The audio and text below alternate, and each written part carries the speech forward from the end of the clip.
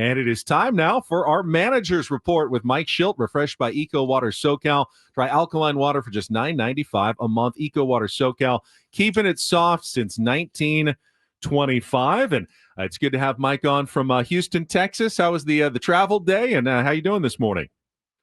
I'm doing just fine at the ballpark, getting ready for the series, and travel was easy and efficient.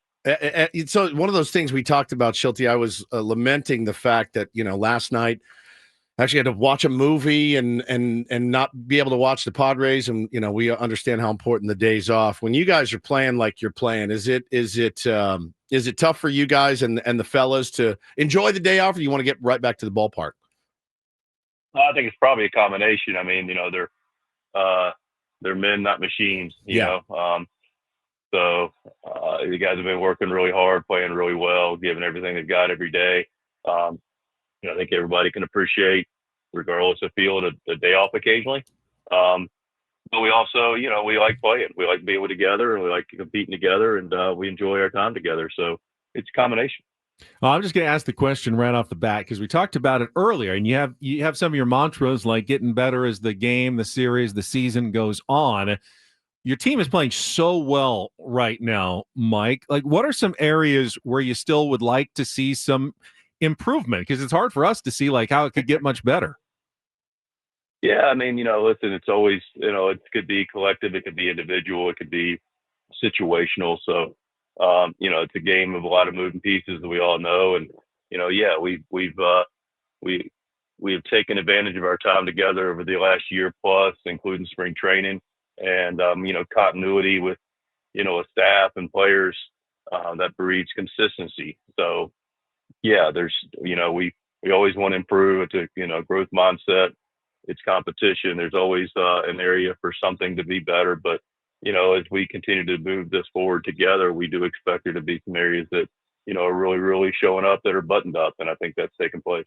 Talking to Mike Shildt here on Ben and Woods this morning, and Ben had asked this question earlier in the week, and we addressed it a couple times, talked about it on the roundtable yesterday, and the hot start is incredible. It's absolutely incredible. It's been such a joy to watch, and Ben said, so what did we all miss? All the people in the media or the national media, whatever, what did they miss about the San Diego Padres? And my thing was, I never really believed in momentum from season to season, and I hear you bring up continuity, and I think I missed that one, Schulte. I do. I think to watch these guys just kind of pick up where they left off, and even with some new faces, that's been pretty incredible. And is that something that you've seen before? Like the way that you guys played especially the second half of last year and then into the first half of this year, the momentum really seems like the calendar turned one day and the offense is still, leading baseball and hitting and things like that. It's been amazing to see. Yes, is the ultimate answer to your question. I mean, we don't take it for granted. It's not, it's a very, very, very competitive league. But the fact of the matter is that I already alluded to it. And I have experienced it for quite a long time, quite frankly, just in a different area, or a different team. When you have processes that are in place and nothing's foolproof. This game is really hard. No one has all the answers. I won't even pretend that anybody does, including ourselves. But when you do have a group of good players, let's don't pretend about that. We've got a good nucleus of players in every area, offensively, defensively, pitching, bullpen. But when you have that and you have a staff that gets to stay together and create some continuity, and there's clarity about how you're going to prepare and how you're going to compete, there is an expectation that it's only going to continue to get better and clearer in a very hard, complex game. Talking to Mike Shildt, manager of the San Diego Padres. And Mike, I've heard you say before, Padres, best fan base in all of baseball. In fact, there's a TV promo where you actually say it. We hear it almost every night. Let's be honest. Most managers are going to have to say that about their teams. You don't hear it otherwise. But I was struck this homestand. I mean, with the big crowds, even on like a midweek Wednesday game, and I thought in particular there was one the wild pitch against the Cubs with the bases loaded, where the fans were chanting Gavin Sheets, and I felt like they actually had an impact on the game. Do you ever see that where your fans can actually impact the game with their energy and chanting and perhaps throw another team off their game? Every game we played at home this season. Absolutely. If you really, and again, you talked about, what'd you miss seeing the game, and you see the game from a lot of different lenses and different experiences, and that's one of the wonderful things about the game. But for my lens, to your question, is absolutely. It's and they can be subtle things that do show up actually in the box score, do show up in competition. Some are bigger. The ball that was hit down the line, fell in. There's 47,000 people helped be responsible for that. Leap, our third base coach, looked over like, man, they just couldn't. It took that one instance where they were thrown off of their focus, concentration, looking, and that's all it takes in this game. And so you mentioned wild pitches. I see pitchers. I see guys, game speeding up on them. Guys dealing with a little bit more anxiety in a hostile environment that they're not used to, especially, players that aren't as familiar with this league or that kind of environment, which is, replicates, what a playoff environment is. So absolutely, it's a competitive advantage, and we're very grateful for it. I have a strategy question for you, Shildt. It's Mike Shildt on with Ben and Woods this morning. So I was watching the play the other day, and I've been always curious about this my whole life. I've never asked the contact play with the runner on third base. So I'm assuming that's something that you put on. I never. No. It's not bad. I'm legit curious. I'm legitimately curious about when to put it on, when not to put it on. I have always, because you'll watch a game and it's the fourth inning and you're like, oh my God, he's got thrown out by 15 feet. And they're like, well, the contact play was on. You're like, all right, that makes sense.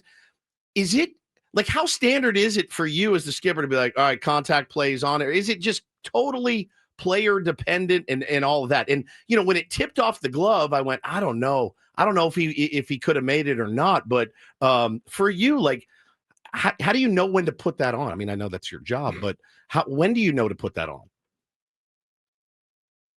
How long do you have, man? I got we got like got 20 minutes, all hour if you'd like. We love hearing you talk about this. It has always he does. But it's always fascinated me. All right, give us the abridged version. The abridged, yeah.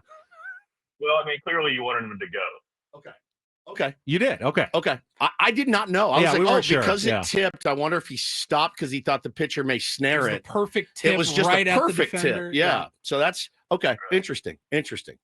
No. I mean, I'll explain. In that particular situation, you've got Diaz up. We're down a run. It's the 10th inning. Yep. Iglesias is a good runner. Diaz is not. We can't run for him because he's hitting for Maldonado. Yep. So we can't run for the catcher. He's not a stolen base threat. I don't think. No. They did go first to third the other day. Looked pretty good. That first to third was done a really good job. That was twice. Inspiring. He's done it twice. So we got Toddy up, and they're probably not going to pitch to him. Okay. Yeah. So if he gets thrown at the plate, we've got a guy at first base that we can't run for. That's not going to steal a bag. And they're not going to pitch to Toddy anyway. So we're going to have first and second. We can't steal first and second base with Diaz at second and Toddy at first. Right. And then so that brings Louis up to tie the game. So, if they're going to pitch to Toddy, which they didn't, we could take a shot because he can hit an extra base hit, but an extra base hit's going to be really hard for Diaz to score. Yeah. So why don't we just keep him at third? Yeah. And we create a lot of more opportunities if they do pitch to Toddy on a guy that can really run and does get infield hits, a guy that in a high leverage situation that is in the dirt a little bit, can score on a pass ball. So that's the highlights but it's absolutely case by case, and we can have a 5-minute discussion about every single scenario. So that was fantastic. That was amazing. That was great. I mean, yeah, and if Arise singles with Diaz on second, they're going to be playing a little more shallow to make sure they cut off that run. Right. And man, he thinks about so many things. Well, and that's the thing is that I don't think the common man like myself sits there and thinks about all those things that you have to weigh in order to just put a contact play on, right? And just to know, all right, this is probably a great time to do that. And and the last part of the equation is it is first and third with Toddy because they're going to walk him. Yeah. And, when we went after the first pitch, which is his prerogative, and we trust him completely. But they're probably not throwing through with Iglesias to tie and run. Toddy steals the base. Rise gets a base hit. We win the game because we don't go in contact. Yeah. That's interesting. It's so fascinating to me. Thank you for explaining that because now I can. Well, in Little League, you just send them because nobody's making a throw. So it's really easy for Little Leaguers. It's like, no, they hit it and you go, buddy. Contact play always on in Little League, Shildt. Sound managerial advice. Yeah, I think so. A little bit about this. Yeah, just any managerial decision, I will support. I love it. Because you are going to know more than I'm going to know in that moment. That's fair. Yeah, so, I think it's great. I mean, I love that stuff. I'll always have the managers back. Thank you. This series against the Houston Astros, obviously interleague play, like 3 straight series, and I know you got advanced scouts and everything, but a little more, less familiar with the competition and stuff. What are you kind of looking at with the Astros? And they're kind of off to an up and down start this year, but just kind of what you're expecting this series. Expected more of the same. We're not as familiar with Houston, but we do have really, really good advanced scouting. The guys do a great job with that. We have one of the few clubs that have really good baseball guys that go out and watch teams and use their eyes, and they also use the information that's available now that's also beneficial, and we use the information as well and tendencies and different things along those lines. But we do our part being, our preparation work, our staff really, really dedicated to the prep work, ton of video and research. And then, day will be spent with a lot of meetings to collaborate it all and make sure we're bringing simple and actionable things to our players. And then we'll go play baseball and hopefully to compete and shake hands. Well, it sure has been fun to watch so far, Shildt. Obviously, best wishes for a great road trip. Just a quick, you'll get asked this and at the scrum later, I'm sure. But for our audience, how's Jackson Merrill doing? I was texting with a buddy yesterday. He goes, I pictured Jackson on the plane. I don't think he went though. Oh, did he not go? He stayed home, right? Did he stay home? He said, I pictured Jackson on the plane just wearing eye black, just ready to go for the game. And I know it's probably killing him not to be out there. And the guys have done a great job filling in for him, certainly. But I know he's itching to get back out there. How's he feeling? You know what? He's improving. So, I mean, hamstrings, any soft tissue stuff can be, very finicky. Yeah. So we got to be very careful. But and to your point, he's definitely, got his eye black on, ready to go, and hungry to go compete. But right now he's got his focus channeled in areas he can do something about, and that's his rehab. And that so he's getting to a point where he's doing some light jogging and start to get some strength back and do some things in the weight room. And we're also put together a plan for him and Lockridge and Crony.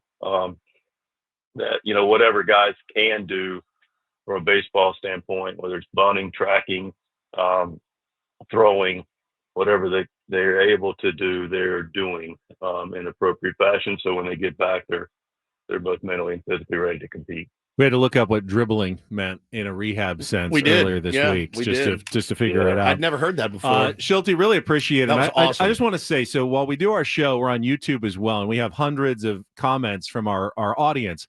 They love that explanation about the contact play. Much. They are just so fascinated by how that works, and they just wanted to really appreciate you and the thought that you put into everything to make this team a winning ball club. So thanks from us and thanks from our listeners as always, and we'll chat with you again in a couple of weeks. Yeah, love talking baseball. So enjoy it, you guys. Appreciate you. Thanks. Thank you. Manager's Report with Mike Shildt, refreshed by Eco Water SoCal. Try alkaline water for just $9.95 a month. Eco Water SoCal, keeping it soft since 1925.